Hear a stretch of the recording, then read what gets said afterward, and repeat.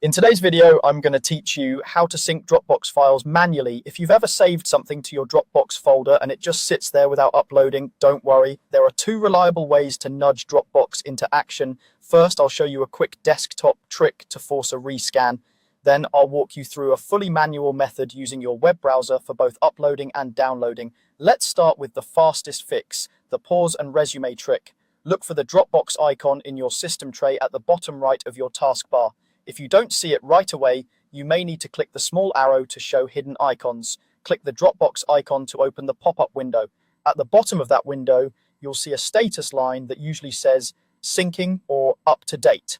Click that status text to bring up the sync controls. Now click the pause icon. It looks like the pause button on a remote.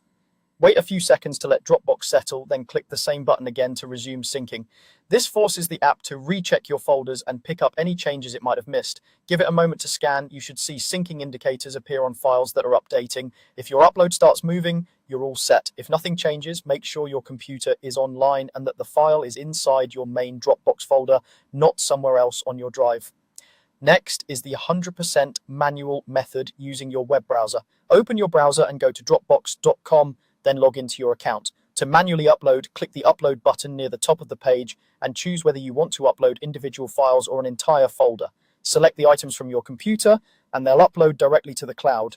Leave the browser tab open while large files or folders finish. You'll see progress indicators as they go. To manually download from Dropbox to your computer, stay on dropbox.com and find the file or folder you want. Click the three dots next to its name to open the menu, then choose download.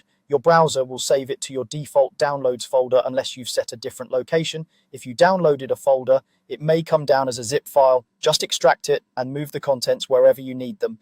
Those are the two best ways to manually sync, pause and resume to jumpstart the desktop app, or use the website to upload and download on your terms. Thanks for watching.